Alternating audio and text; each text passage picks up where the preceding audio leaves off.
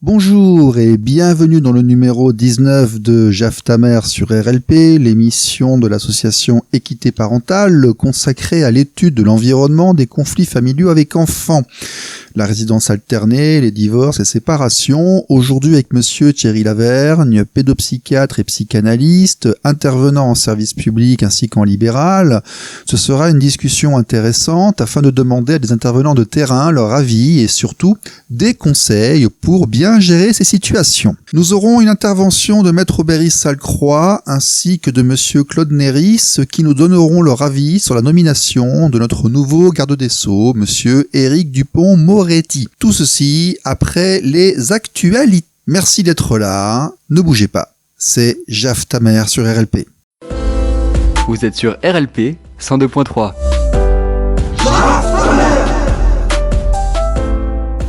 Actualité d'abord, les rencontres politiques avec les élus. Ce mois-ci, nous avons rencontré Bernard Perru, député LR du Rhône, qui a fait une question écrite le 12 mai au journal officiel. Il rappelle à Madame la ministre de la Justice que 3,4 millions d'enfants ne vivent pas avec leurs deux parents en France, soit un enfant sur 4. Alors que le Conseil de l'Europe a adopté à l'unanimité un projet sur l'égalité parentale, toutes les études s'accordent à dire qu'un enfant a autant besoin de chacun de ses deux parents, même et surtout séparés. C'est pourquoi la privation des enfants d'un de ses deux parents apparaît comme un véritable problème de société. Dans 85% des cas, l'enfant réside chez la mère, où le manque d'amour et de repères paternels peut provoquer détresse et déstabilisation. Pourtant, lors du divorce entre deux parents, et à défaut d'accord sur le mode de résidence de l'enfant, le juge fixe prioritairement l'hébergement de l'enfant de manière équilibrée entre ses parents. Avec seulement 14% de résidences alternées, la France est à la traîne en Europe. Et c'est pour cette raison qu'il souhaite connaître son analyse de la question et les mesures qui pourraient être prises pour faire respecter le droit des enfants à voir autant leurs deux parents selon la Convention internationale des droits de l'enfant. Monsieur Bernard Perru, député LR du Rhône, qui est donc avec nous.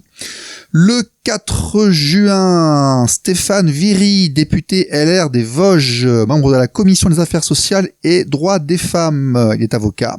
Il a lu et partage pleinement nos documents transmis par Madame Elimas, rapporteure du rapport sur la politique familiale du XXIe siècle dans le cadre d'une mission d'information parlementaire pour guider les initiatives ultérieures. Il y en a le président. Nous allons le revoir en septembre. Bon, c'est le fameux document qu'on a co-signé à 25 associations. Là, je vous donne ce que nos confrères d'égalité parentale font au niveau politique. Nous, on fait plutôt la com, eux font plutôt les politiques. Le 16, ils ont rencontré monsieur Guy Bricou, député UDI du Nord. Il est très au fait, il y a des proches concernés. Il souhaite s'impliquer pour aider des membres de son groupe à porter une proposition de loi dans le sillage de la députée Nicole Sanker, qui brigue une mairie et va se retirer pour raison de non-cumul des mandats. Enfin, encore deux, le 22 juin, Marie-Georges Buffet, députée GDR de Seine-Saint-Denis, très à l'écoute, elle semble parfaitement d'accord avec notre revendication et proposition de loi. Elle va lire nos documents et souhaite nous recevoir à l'Assemblée nationale avant le 15 juillet. Les lignes bougent, parce que ça n'a pas toujours été comme ça. Et pour terminer, monsieur Jean-Louis Bourlange, député MoDem des Hauts-de-Seine.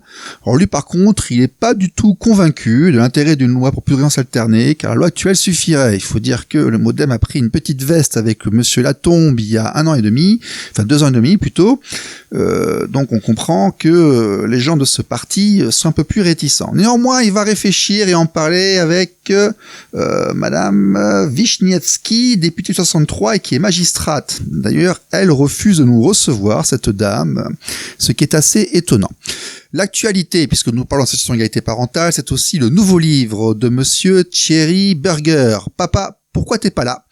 Qui est en vente en librairie, à la Fnac, sur Amazon, chez l'éditeur Chronique Sociale.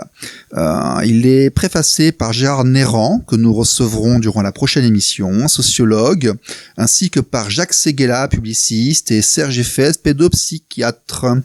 C'est un livre qui raconte la vie d'un père et de ses enfants emmenés vivre de loin. Donc il y a beaucoup de témoignages, les difficultés de rester père.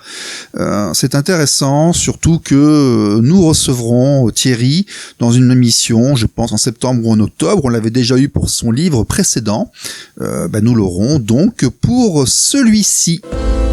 Vous êtes sur RLP 102.3.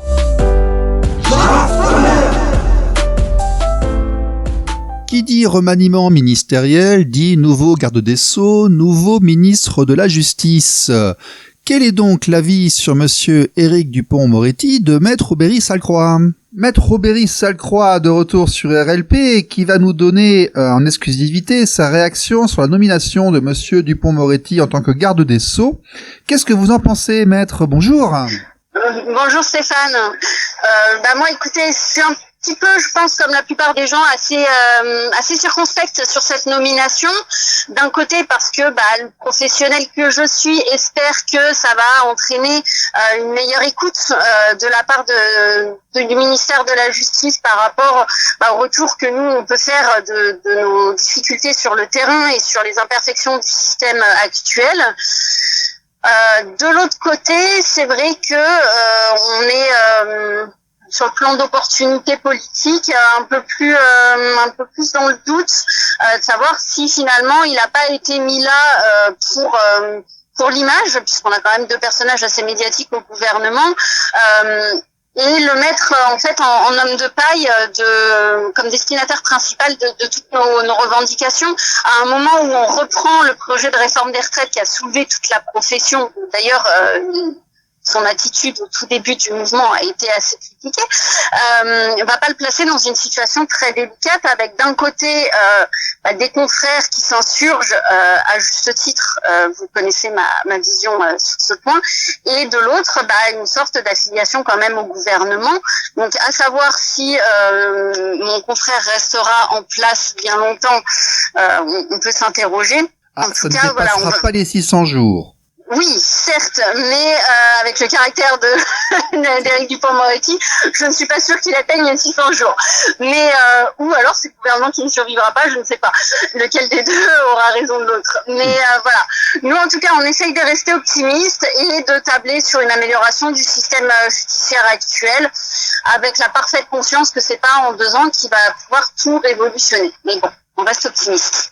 Oui, effectivement, nous avons un avocat qui est garde des Sceaux, c'est une première, je crois.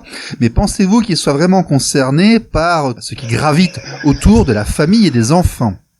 Alors, à titre d'exercice, lui, individuel, non, puisque clairement, c'est un pénaliste, et puis parce que les enjeux d'un dossier JAF sont bien peu importants par rapport à la petite pression qu'on peut avoir quand on est aux assises, et puis l'adrénaline que ça peut provoquer, et puis parce qu'il n'y a pas de dossier à plus de 100 000 euros en matière de juge des enfants.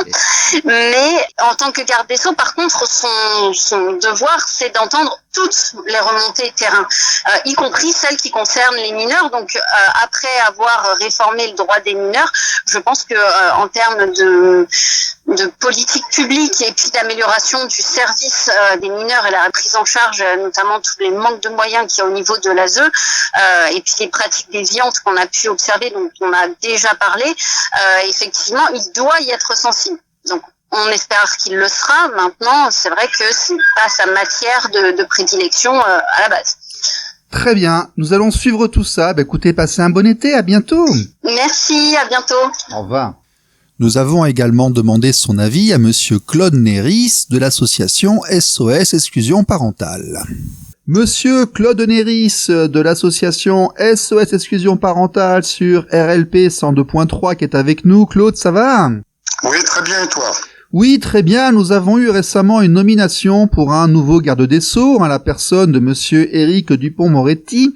Quel est ton avis sur cette nomination et est-ce que c'est bon pour notre cause? Donc, concernant la nomination de Éric Dupond-Moretti comme ministre de la Justice garde des Sceaux, j'appréhende cette nomination sur la base de deux versants. Le premier sur les réformes, le deuxième sur la position conflictuelle. Au niveau des réformes, il a pris deux dispositions qui ont également été demandées par nous. C'est notamment la séparation du parquet de l'exécutif. Et la deuxième position, c'est la responsabilisation des magistrats sur les conséquences de leurs décisions.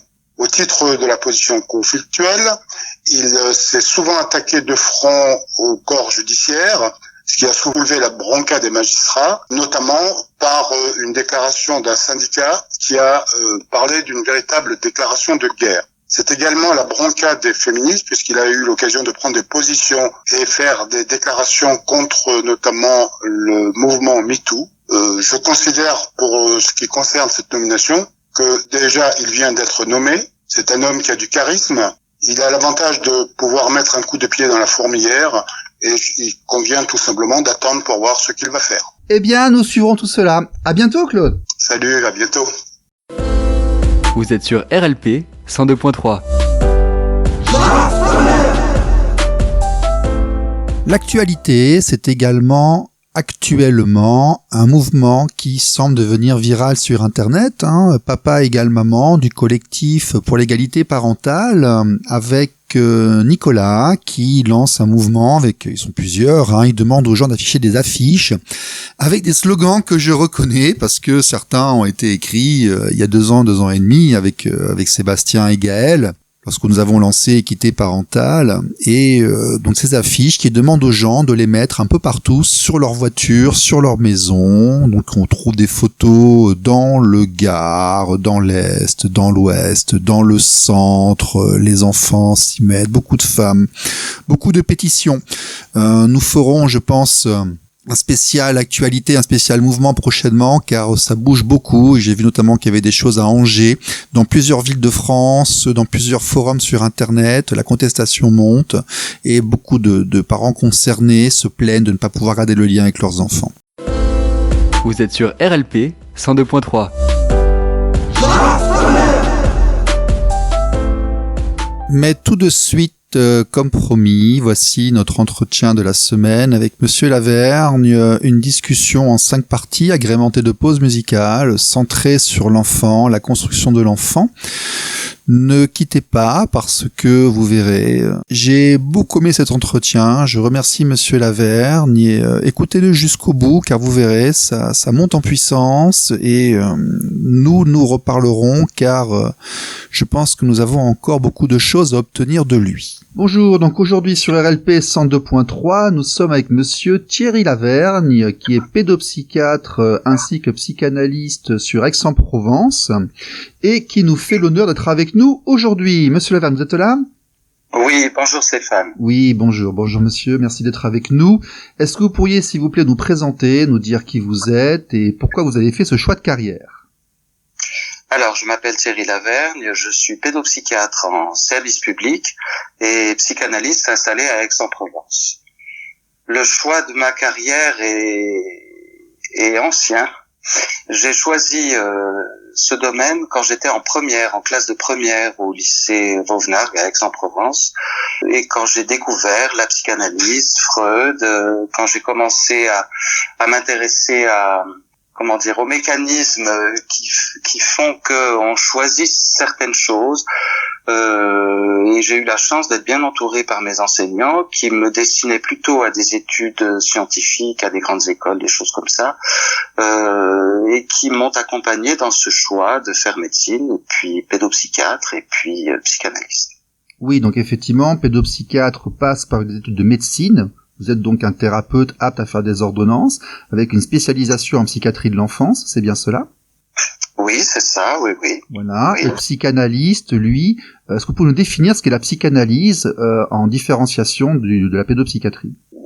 C'est pas la même chose, même si bien sûr les champs se croisent, mais la pédopsychiatrie c'est une spécialité de la médecine, c'est même une spécialité de la psychiatrie. La psychanalyse, c'est oui, pour rester un petit peu sur la pédopsychiatrie, c'est une spécialité de la médecine, donc on considère qu'il y a un objet malade et qu'il y a quelque chose à traiter, une maladie à traiter, et c'est le regard médical.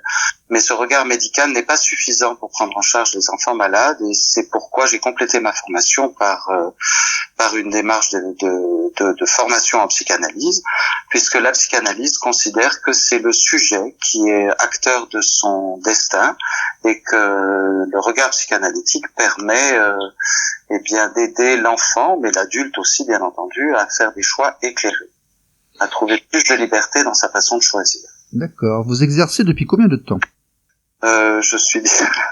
J'ai passé mon diplôme de pédopsychiatre en 1984, donc ça fait quelques années maintenant. Oui. Est-ce que vous avez vu une évolution des écoles de pensée durant votre carrière ? Oui, beaucoup. Lorsque j'ai commencé la pédopsychiatrie, les liens entre la pédopsychiatrie et la psychanalyse étaient très étroits, et c'était assez naturel finalement de faire ces liens. Et puis petit à petit, les choses ont évolué, et de plus en plus souvent, on trouve en pédopsychiatrie des regards qui sont liés à tel ou tel dysfonctionnement de l'enfant. On va parler de dysorthographie, on va parler de dyscalculie, etc. Bon. Donc on va définir des symptômes qui ne vont pas, et on va traiter ces symptômes, ce qui finalement présente peut-être un avantage par rapport à une prise en charge ponctuelle d'une difficulté d'un enfant, mais qui présente l'inconvénient de ne pas avoir un regard global sur ce qu'est l'enfant. D'un autre côté, pour être complet dans ma réponse, il faut aussi que je dise que je trouve que la psychanalyse a, depuis les années 70, connu bien des dérives qui ont culpabilisé les parents en leur laissant croire qu'ils étaient la cause des difficultés de leur enfant, et en renforçant finalement le sentiment qu'ils sont à l'origine des difficultés de l'enfant, et peut-être en renforçant leur difficulté à avoir une éducation contraignante, rassurante, structurante pour leurs enfants. Peut-être qu'aujourd'hui, on est un petit peu là-dedans aussi dans le fonctionnement de la société en général, quoi. On accepte de moins en moins ce qu'on pourrait appeler la fonction paternelle, c'est-à-dire une fonction qui est là pour cadrer, pour rassurer, structurer et ouvrir au monde. Donc là, on y arrive effectivement. Vous travaillez auprès de l'enfance. Vous êtes donc confronté à l'environnement des séparations familiales et des conflits parfois qui entraînent les enfants en turbulence. Ah oui, il y a beaucoup d'enfants qui souffrent, beaucoup d'enfants qui souffrent. Pour être tout à fait franc, je pense que les enfants souffrent des conflits qui les entourent. Beaucoup d'enfants souffrent des conflits qui les entourent, que ces conflits aboutissent ou non à une séparation. Bien sûr. Et ce qui fait encore plus souffrir les enfants, c'est les conflits qui ne sont pas dits, c'est les non-dits. C'est-à-dire que il y a aussi pas mal de conflits finalement autour de la prise en charge de l'enfant, ou des conflits entre les adultes qui s'occupent de l'enfant, qui sont tus, qui ne sont pas dits. Alors c'est souvent, enfin pas toujours, mais souvent, vous savez, l'enfer est pavé de bonnes intentions. C'est souvent pour épargner l'enfant qu'on ne va pas dire les conflits et qu'on va, voilà. Mais en réalité, il y a une perception évidemment intuitive ou inconsciente, enfin tout dépend le registre dans lequel on se place pour comprendre ça. Une perception par l'enfant de ces conflits qui est extrêmement toxique pour son développement.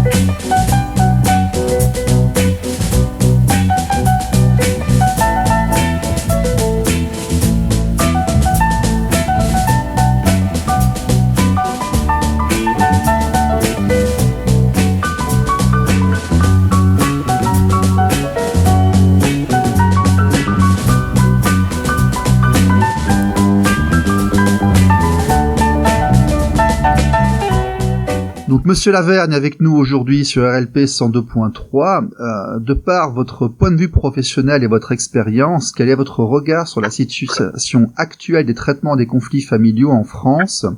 Qu'est-ce que vous en pensez et qu'avez-vous à nous dire sur ce sujet? Peut-être qu'il faut que je précise que quand je me suis présenté tout à l'heure comme pédopsychiatre en service public, ça veut dire que je travaille en ambulatoire pour les services hospitaliers, d'une part, et d'autre part, une autre partie de mon activité salariée est à la sauvegarde de l'enfance à Aix-en-Provence, auprès des professionnels qui interviennent dans les familles où des enfants sont signalés en danger auprès du juge des enfants. Et cette activité que je conduis depuis 1995 auprès des travailleurs sociaux qui travaillent sur l'ensemble du département des Bouches-du-Rhône, sauf sur Marseille, et qui donc réfèrent aux tribunaux d'Aix-en-Provence et de Tarascon, eh bien, m'a appris beaucoup de choses sur les souffrances des enfants et sur la façon qu'on peut avoir de les défendre. Et la protection de l'enfance, c'est quelque chose qui est difficile, qui est souvent mal doté, et peut-être même pas très bien connu et pas très bien accepté par notre société. C'est pourtant, de mon point de vue, le signe d'une société évoluée que de ne pas laisser faire la loi de la jungle qui, naturellement, donne plus de pouvoir aux adultes, aux grands, qu'aux enfants, et je trouve très important de défendre le fait qu'il y a une loi qui protège les enfants. J'ai conscience qu'en vous répondant comme ça, j'ai pas répondu à votre question. Non, on place un cadre effectivement pour commencer à avancer. Dans JAF ta mère, nous sommes régulièrement critiques par rapport à l'ASE et aux services sociaux, à qui beaucoup de gens reprochent de ne pas respecter les lois et de régulièrement favoriser un type de parents. Notamment, nous avons Arnaud ou d'autres personnes qui interviennent ici régulièrement, ou lorsque la mère se révèle malheureusement défaillante, alors qu'un JAF, au départ, affaire familiale, a donné la garde à la maman, l'enfant finit placé par l'ASE plutôt que d'être confié au père, et il est extrêmement difficile pour le père d'avoir accès aux documents de l'aide sociale à l'enfance, d'être considéré correctement, et enfin, il y a un certain nombre de récriminations avec un environnement qui parfois fonctionne assez mal. Hein. Les reportages ont été assez nombreux. L'ASE, en fait, est remplie aussi d'enfants qui sont en très grande difficulté. Et nous avons aussi le sentiment parfois que des enfants qui sont un petit peu en difficulté ou qui pourraient se débrouiller avec une assistance en local sont parfois un peu facilement mis dans des endroits où ils sont encore plus en difficulté et que tout ceci, surtout, draine énormément d'argent. Alors c'est un regard un petit peu noir, mais le fait que vous ayez expliqué que vous aviez un avis, un aperçu de l'intérieur peut aussi vous aider, vous, à répondre à ce regard. Oui, d'autant que vous parlez de l'ASE, donc de l'aide sociale à l'enfance. C'est pas tout à fait. Moi, je travaille pour la sauvegarde de l'enfance, donc une association de protection de l'enfance, droit public. Donc, c'est pas tout à fait la même chose que l'aide sociale à l'enfance. Hein. D'accord. L'aide sociale à l'enfance, bien sûr qu'on intervient, qu'on a affaire à eux lorsqu'il y a nécessité de placer l'enfant. D'accord. Hein.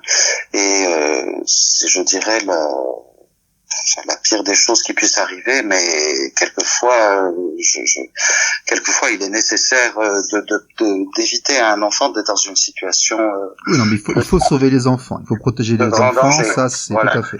Et moi, la pratique que j'ai est auprès des équipes qui interviennent en AMO et en aide éducative à la demande des parents. L'AMO, c'est l'aide éducative à la demande du juge des enfants, et il y a aussi la possibilité pour les parents de demander une aide éducative qui sera financée par le Conseil général. Dans le cas où c'est demandé par le juge, ça va être financé en partie par la justice. Et l'idée là est de maintenir l'enfant dans le milieu familial, sachant que malheureusement il peut y avoir effectivement des partis pris. Ça, je l'entends, je l'ai déjà entendu, des partis pris qui vont favoriser quelquefois un peu trop les parents biologiques, s'il y a par exemple conflit autour de ça, ou bien plutôt la mère que le père.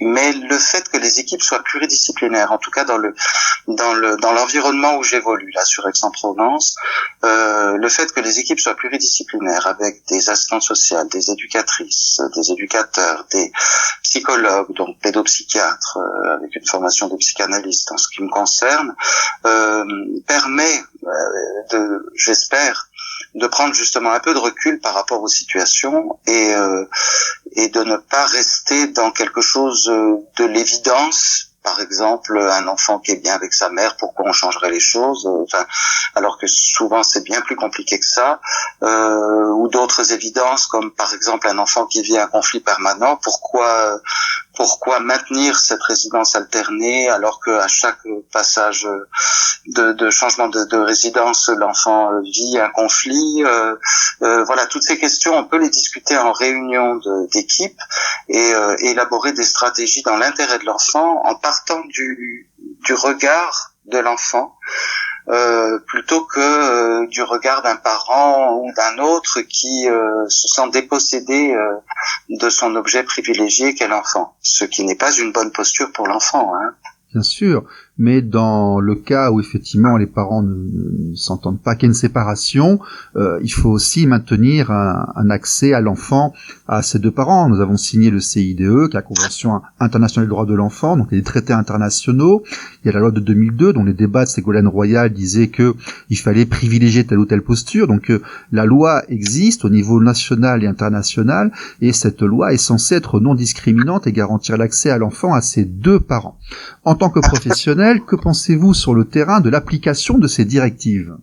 Alors, en tant que professionnel, en tout cas, je les soutiens très fort parce que, si vous voulez, un enfant qui est élevé par un parent isolé, c'est des choses qui arrivent, c'est un enfant qui risque d'être confronté plus qu'un autre à une sorte d'autoritarisme ou de dictature, alors qu'un enfant qui réellement est éduqué par une concordance éducative ou par une autorité parentale conjointe qui donc forcément se discute, eh bien il va être dans une situation où il y aura justement une réflexion autour des règles éducatives qui vont le concerner. Donc je suis extrêmement favorable à l'application sur le terrain du fait qu'il y ait effectivement des autorités parentales conjointes lorsque c'est possible, parce qu'il y a aussi des enfants qui n'ont qu'un parent, hein.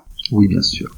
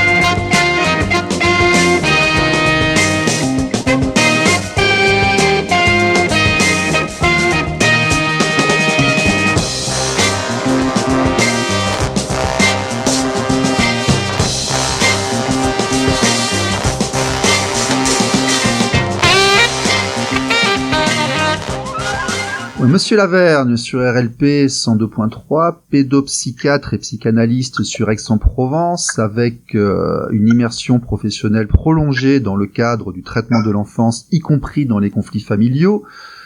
Nous soutenons ici très régulièrement que les pères d'aujourd'hui ne sont pas les pères d'hier, que les parents d'aujourd'hui ne sont pas les parents d'hier, de manière absolument générale, que l'accès au monde professionnel, l'accès au monde de la famille s'est équilibré, mais l'environnement du traitement de la famille, lui, a-t-il évolué ? Peut-être pas partout, mais quand même notre société a beaucoup évolué, vraiment beaucoup évolué. Et oui, je partage votre point de vue sur l'évolution aussi de la posture du père. Moi, mon propre père était un homme qui gardait certaines distances, qui avait du mal à être câlin avec moi, et le père de mon père était presque un homme, on va dire, qui faisait peur, quoi. Voilà.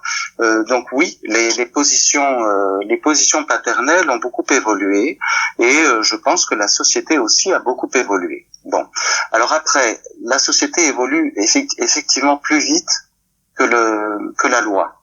C'est normal, c'est comme ça. Mais après, l'application sur le terrain, elle dépend beaucoup des personnes. Hein. L'intérêt de la loi, c'est qu'une décision, on peut faire appel d'une décision si jamais on n'est pas d'accord. L'intérêt de la loi aussi, c'est que c'est, encadré par un système qui fait que normalement les abus ne sont pas possibles. Mais c'est vrai que je vous accorde assez volontiers que des abus, j'en vois sans arrêt. J'en vois sans arrêt, aussi bien comme pédopsychiatre de service public où je reçois des enfants en consultation, donc dans le cadre du service public, que même dans le cadre de l'enfance protégée lorsque je travaille pour la protection de l'enfance. Oui, des abus, il y en a. C'est pas pour autant que c'est pas parce qu'il y a des abus qu'il faut les c'est pas parce qu'il y a des abus qu'il faut penser que c'est la généralité. Voilà. La règle, c'est la loi. Bien sûr. Bien Voilà. sûr, on va quand même rappeler que les statistiques disent que, en cas de désaccord sur les modalités de garde, les pères ont la garde entre 7 et 8% des cas, que cela comprend les adolescents qui imposent leur choix et les mères qui, visiblement, elles, sont totalement dysfonctionnantes, ce qui veut dire que le système judiciairo-social, si on peut se permettre d'inventer ce terme-là, va privilégier, que l'on veuille ou non, un type de parent, c'est-à-dire que tout penche, les experts penchent, les services penchent, les mesures d'assistance penchent, les jugements penchent, là, tout est un petit peu en diagonale. Oui, les statistiques vont dans ce sens, mais je vous assure que il y a des possibilités pour un père de défendre sa place de parent auprès de l'enfant. Ce qui est plus difficile peut-être, c'est d'assurer les fonctions maternelles et les fonctions paternelles d'une manière qui va aller dans l'intérêt des enfants. Ah, c'est parfait. C'est une transition idéale. Monsieur Lavergne, 102.3 RLP, un auteur qui passera dans une prochaine émission m'expliquait il y a pas longtemps qu'il y avait une différence entre le rôle et la fonction de père, que la mère attribuait cette fonction à quelqu'un, ce qui expliquait la panique de certains pères qui avaient des ruptures en âge précoce de l'enfant. Je n'ai pas très bien compris. Pouvez-vous, en tant que professionnel et thérapeute, m'expliquer ces différences entre le rôle et la fonction et comment on fait lorsqu'on est en famille monoparentale pour garder son accès à l'enfant, pour éduquer comme... Expliquez-nous un petit peu cette chose-là, éclairez-nous. Je vais vous proposer de partir à l'envers, de partir depuis le regard de l'enfant. Pour se construire, un enfant a besoin d'une fonction maternelle et d'une fonction paternelle.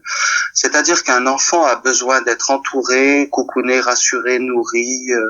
Tout ça relève de la fonction maternelle, mais il a aussi besoin de la fonction paternelle qui va l'ouvrir au monde, l'ouvrir à l'extérieur, à la connaissance et à son développement relationnel avec les autres. Les fonctions donc maternelles et paternelles sont des fonctions qui sont incarnées par les adultes qui s'occupent de l'enfant. Au bout du compte, à force d'expérience, on peut se rendre compte qu'il y a des adultes qui vont être plutôt doués pour incarner la fonction paternelle, puis d'autres plutôt doués pour incarner la fonction maternelle. D'accord. Oui. Et dans une vision plutôt simpliste du monde, on pourrait dire que les mamans sont plus faites pour incarner les fonctions maternelles et les papas sont plus faits pour incarner les fonctions paternelles. À l'expérience, on se rend compte qu'il y a des mamans très autoritaires et très pressées de voir leur enfant aller à l'école et rencontrer d'autres enfants et acquérir des connaissances, et etc. Donc tout ça qui relève de la fonction paternelle. Et puis des papas qui vont être très préoccupés de l'alimentation au quotidien de leur enfant, vérifier que l'enfant dort bien, à son quota de sommeil, qu'il n'a pas d'angoisse, qu'il a son doudou avec lui quand il s'endort, etc. Tout ça qui relève plutôt de la fonction maternelle, et fort heureusement, finalement, chacun d'entre nous est capable d'avoir en tête la compétence de la fonction maternelle ou de la fonction paternelle. D'où l'apparition du terme composante maternelle et composante paternelle. Absolument. Absolument. Pour continuer sur ce que vous disiez sur le rôle du père et le fait que la mère nomme le père, ça c'est une composante importante. C'est vrai que la seule certitude biologique, c'est la naissance par la mère, le lien biologique à la mère. Quand l'enfant naît, la mère va désigner le père et va dire c'est toi le père.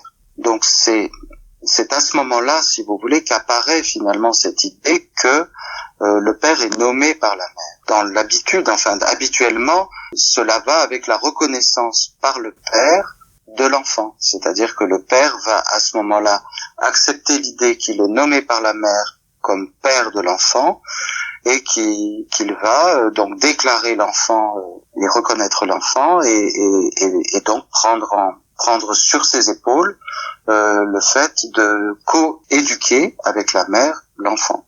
D'accord, mais cela date d'une époque où il n'était pas possible de définir biologiquement, il n'y avait pas de test à l'époque. Aujourd'hui, on peut savoir si l'enfant est le nôtre ou pas. Oui, c'est vrai. Et d'ailleurs, ça a défrayé la chronique avec Yves Montand il y a quelques années, à ma grande surprise d'ailleurs, parce que logiquement, la définition du père est légale, elle n'est pas biologique. Il y a une incidence sur la psyché de l'enfant, la façon dont il se construit. Je veux dire, la mère peut dire je m'en vais, tu ne verras plus ton enfant. Elle prend l'enfant, elle lui montre un autre homme, elle lui dit c'est lui ton père. Ça marche ? C'est un mensonge alors. C'est un mensonge. Oui. Mentir aux enfants, c'est jamais très bon. Je pense c'est aussi. C'est même comment dirais-je, toxique. Hein. Oui.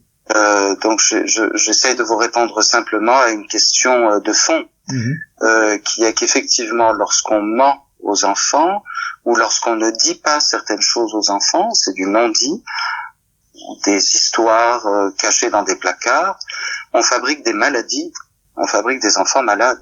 Oui, mais oui. C'est grave, c'est très grave. Je pense effectivement que c'est extrêmement grave.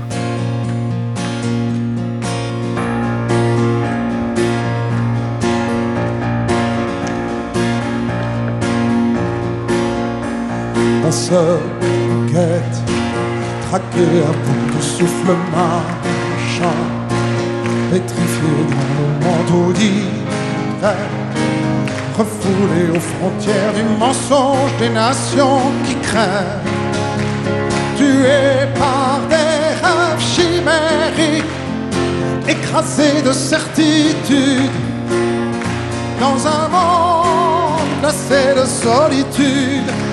Savoir si quelque part il y a l'espoir d'être un jour des enfants du hasard. Je vois ma vie projeter son futur dans l'espace et le silence me répond en secret.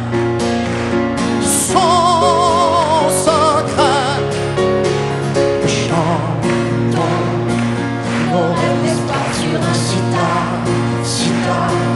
De toi le paradis chantons la vie qui est en nous et autour de nous.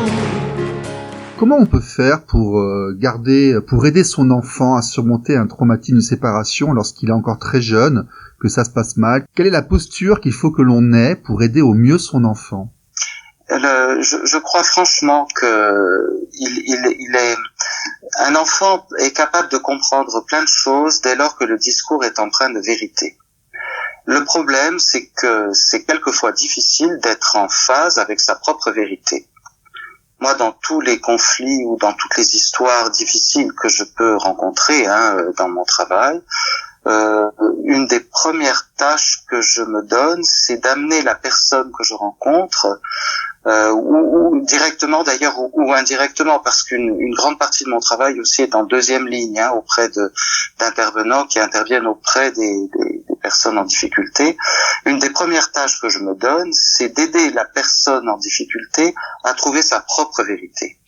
Une fois qu'elle a trouvé sa propre vérité, il faut pas que ça dure des années non plus, ce sera beaucoup plus facile de communiquer avec l'enfant justement cette vérité. Il faut peut-être que je prenne un exemple, ou je ne sais pas si j'ai bien répondu à votre question. Pour aider, la question c'est comment faire pour aider un enfant qui est témoin d'une séparation difficile. En gros, c'est ça. Alors, clairement, imaginons, j'ai quelqu'un qui vient me voir en permanence ou qui me contacte par téléphone et qui me dit comment faut-il que je fasse. Madame est partie, j'ai du mal à voir mon enfant, elle me le présente pas, et par intermittence, j'arrive à avoir un accès à mon fils ou à ma fille qui est assez jeune. Comment il faut que je fasse pour garder mon lien et protéger mon enfant en même temps? Je dirais qu'il y a deux démarches. Il y a la première démarche qui est celle de l'adulte concerné, qui donc a des droits et des devoirs parentaux, mais il a donc des droits. Et si ces droits ne sont pas respectés, il doit porter plainte. Selon moi, il ne faut pas laisser, il faut pas laisser ça dans l'ombre. Voilà, ça c'est la première chose. Mais c'est, je dirais, le devoir de l'adulte de réclamer ses droits, et c'est important pour l'enfant qu'il ait conscience qu'il a affaire à un adulte qui est capable de se défendre et d'utiliser la loi pour faire valoir ses droits. Donc il n'y a pas d'état d'âme. De mon point de vue, c'est quelque chose qui ne se discute pas. Je veux dire, voilà. Quelquefois les gens en ont peur parce qu'ils se disent que ça va altérer la relation à l'enfant. Il faut que le parent soit capable de se défendre et de faire appel à la loi. Cela concerne aussi son image que l'enfant a du parent. Absolument, absolument. Pour l'adulte qui est en situation de difficulté, c'est important de se défendre. Et d'autre part, c'est important aussi pour l'enfant que l'adulte en question soit capable de se défendre en utilisant la loi et non pas en utilisant des mécanismes qui seraient hors la loi ou l'intimidation ou des choses comme ça. Il y avait aussi la dimension, les rares fois où je rencontre mon enfant, qu'est-ce que je vais bien pouvoir lui dire s'il me dit mais pourquoi t'as porté plainte contre maman, ou pourquoi est-ce que je te vois pas, ou des choses comme ça. J'imagine que c'était un peu ce qui était dans votre question. Oui, comment faut-il faire? Oui, ouais. Oui. Eh bien, c'est la réponse est un peu la même que celle que je vous donnais tout à l'heure. Il s'agit d'être en harmonie avec soi-même, c'est-à-dire d'être clair avec soi-même et de dire la vérité. Et de dire la vérité avec les mots qu'on utilise habituellement, même si l'enfant est petit. Il n'y a pas de raison d'utiliser un langage entre guillemets de bébé. Il faut dire les choses avec les mots qu'on a l'habitude d'utiliser. Et si l'enfant ne comprend pas, le dire encore d'une autre manière. Mais c'est très important de pouvoir échanger avec l'enfant sur son propre ressenti. Il faut dire tout simplement, j'ai ressenti telle et telle chose, j'ai demandé telle et telle chose. Vous voyez, il faut se positionner en harmonie avec soi-même. Mais quand vous avez un enfant de 7 ou 8 ans, vous allez lui raconter les jugements? Alors, c'est peut-être pas très passionnant de raconter les jugements, mais par contre, on peut expliquer à un enfant de 7-8 ans, oui, qu'il y a une loi qui concerne la façon dont les parents se séparent, et qu'il y a d'ailleurs aussi une loi de protection de l'enfance, si jamais elle est en jeu. Mais déjà parler de la loi qui concerne le jugement, le juge aux affaires familiales, oui, je pense que ça peut être expliqué à l'enfant très comment je pourrais dire, d'une façon qui lui montre que c'est une affaire de grand. D'accord. Moi j'ai lu des jugements où le JAF reprochait à l'un des deux parents d'expliquer et de faire lire des documents à l'enfant il disait que à 12 ans, les enfants étaient trop jeunes pour être reçus par le juge, et qu'il fallait les protéger, que c'était Euro Disney, qu'il fallait qu'ils soient au courant de rien, jusqu'à ce qu'ils aient 15 ou 16 ans. Je l'ai lu écrit dans des jugements. Oui, mais vous voyez bien qu'il y a une nuance entre le fait que l'enfant soit informé de ce que font les adultes. Il y a une nuance qui est très importante entre le fait que l'enfant soit informé de ce qui concerne les adultes et de comment se positionnent les adultes qui ont le devoir de l'éduquer, d'une part, et d'autre part, le fait que clairement, lui, l'enfant, n'a pas son mot à dire, jusqu'à un certain âge en tout cas. La dérive, si vous voulez, lorsque les juges d'affaires familiales reçoivent l'enfant, c'est qu'il y a une dérive qui finalement va conduire l'enfant à devenir responsable du choix de la résidence qu'il va faire. Et c'est pas forcément un service qu'on lui rend. Je suis d'accord avec ça. Je pense qu'il faut essayer de pas impliquer trop l'enfant. Donc je comprends qu'il faut l'expliquer, il faut lui expliquer, il faut lui dire, l'informer du cadre, en essayant de ne pas l'impliquer émotionnellement si possible. C'est ça en fait. Oui, c'est ça. Et en lui rappelant aussi qu'il a la chance et l'inconvénient d'être mineur. We stop to look at one another short of breath, walking proudly in our winter coats, wearing smells from laboratories, facing a dying nation of moving paper fantasy, listening for the new toy lies with supreme visions of lonely tunes. Somewhere inside something there is a rush of greatness and knows what stands in front of our lives. I fashion my future on films in space. Silence tells me secretly everything, everything. Alors, Monsieur Lavergne sur LRP 102.3, pédopsychiatre professionnel et psychanalyste sur Aix-en-Provence, qui travaille aussi avec la protection de l'enfance dans le service public et qui reçoit en privé à son cabinet. Avez-vous l'impression qu'il y a une convergence du droit de la famille, de la gestion de la famille et de l'éducation avec l'évolution de la société vers la modernité et le domaine, on va dire, homoparental? Moi, c'est dans les années 2000 que les psychanalystes ont commencé à définir et à publier que la famille avait changé. Je pense à des écrits d'Elisabeth Roudinesco, par exemple. Mais c'est quand même beaucoup plus tard que la loi l'a acté. Donc il y a quand même un décalage entre la réalité, la perception, le fonctionnement parental, le fonctionnement de la famille et la mise en conformité, on va dire, pour parler simplement de la loi avec ce qui se passe au quotidien. D'accord. Avez-vous été confronté dans le domaine professionnel à des familles homoparentales, donc avec des enfants et des gestions de problématiques de séparation?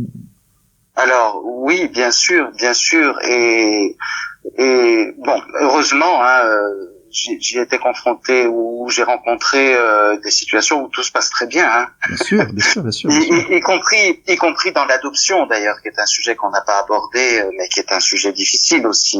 L'éducation d'un enfant adopté, c'est compliqué. Et les postures des parents pour un enfant adopté sont quelquefois très difficiles à tenir, que ce soit celle du père ou celle de la mère, parce qu'il y a un questionnement sur le biologique qui est rémanent et qu'on retrouve un petit peu justement dans les familles homoparentales. Alors, ça dépend comment l'enfant est arrivé dans cette famille, mais oui, c'est des questions difficiles. Alors quand il y a une séparation, moi ce que je trouve d'assez frappant et dommage pour l'instant, c'est que finalement la société ne défend pas tellement bien, enfin encore moins les postures des parents des parents de l'enfant.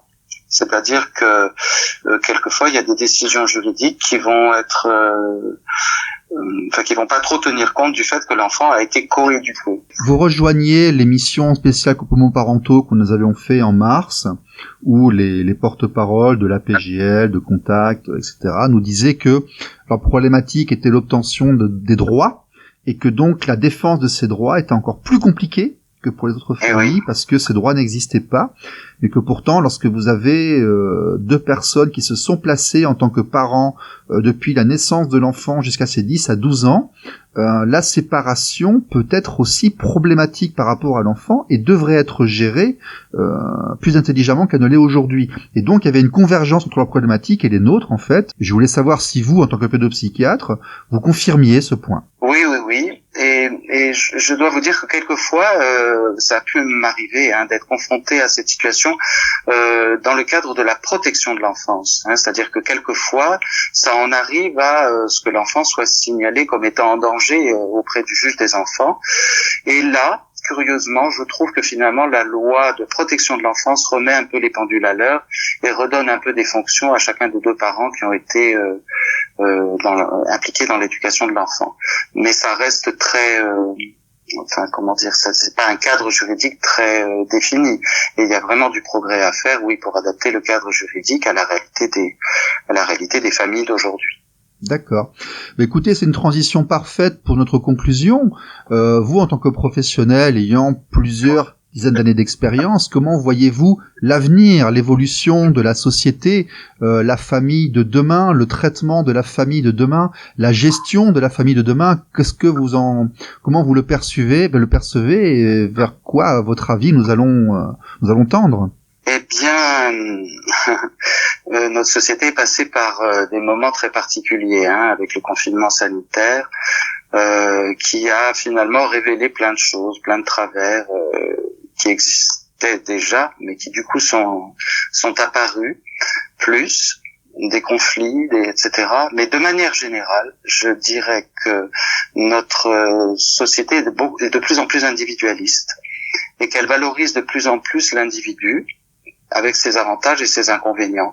C'est-à-dire qu'il y a beaucoup plus de liberté, beaucoup plus de connaissances, beaucoup plus d'ouverture au monde, et chacun est de plus en plus responsable de ses choix, ce qui quelquefois met en difficulté des parents qui auraient besoin d'aide et qui trouvent peut-être pas suffisamment facilement justement l'aide dont ils pourraient bénéficier pour être les parents qu'ils voudraient être. Donc l'évolution de notre société, je dirais qu'elle va vers une famille multiple. Enfin, il y aura vraiment tous les styles possibles de famille, selon moi, et une grande responsabilisation de chacun dans ses droits et devoirs vis-à-vis de l'enfant. Il y a une dérive qui, moi, m'inquiète un petit peu, c'est que je trouve que la fonction paternelle est de moins en moins valorisée. Fonction paternelle, je parle pas des pères, je parle de la fonction paternelle, est de moins en moins valorisée et qu'on a de plus en plus de mal à trouver finalement des parents qui vont avoir l'autorité suffisante, commune, partagée, pour encadrer et rassurer un enfant vers une éducation, une pédagogie qui va lui permettre d'acquérir un maximum de choses pendant son enfance. D'accord, écoutez, ce sera le mot de la fin. J'ai cru comprendre que nous nous reverrons peut-être, nous nous écouterons peut-être bientôt avec une rubrique éventuellement où nous pourrons aborder tel ou tel point. On vous remercie beaucoup d'avoir passé ce moment avec nous et puis écoutez, à bientôt. Avec plaisir, et merci à vous. Bonne journée à tous, au revoir. Merci Monsieur Laverne, merci.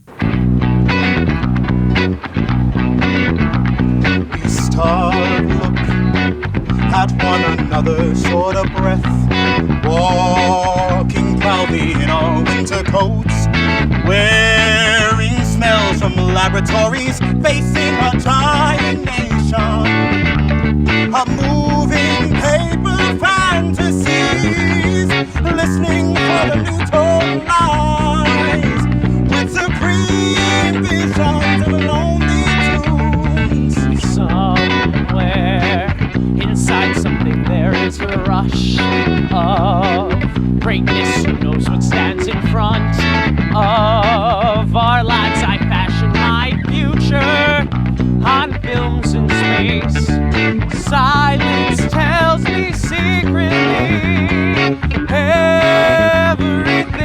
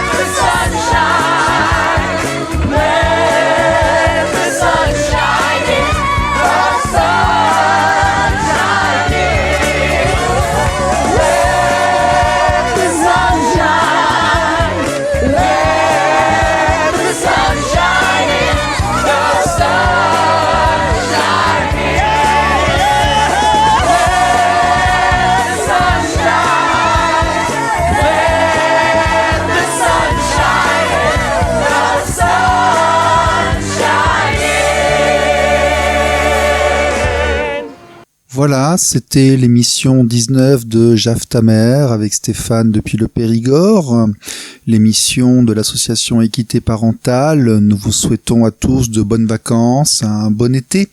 Le printemps a été difficile, nous ne savons pas ce que nous réserve l'automne, donc nous vous conseillons d'aller vous reposer un peu. Profitons de ces moments avec nos enfants. Restons sages, le site web de l'association, équitéparentale.com. Le blog sospapa24.com, comme je vous ai dit, je ne pouvais pas changer le nom de domaine, mais nous sommes totalement indépendants et reliés à l'association Équité Parentale elle-même, qui est nécessaire et suffisante dans notre cause, avec ce collectif qui a co-signé à 25 ce document que nous présentons aux politiques. Toutes les émissions précédentes sont disponibles sur YouTube. Vous tapez Jaf ta mère en 3 mots et vous trouverez les podcasts des 18 précédentes. Tous les invités que nous avons pu avoir. La prochaine émission sera avec Monsieur Gérard Néran, sociologue. Nous aurons une analyse sur notre environnement. Et d'ici là, portez-vous bien, soyez sages et à bientôt. Au revoir. Jaf ta mère.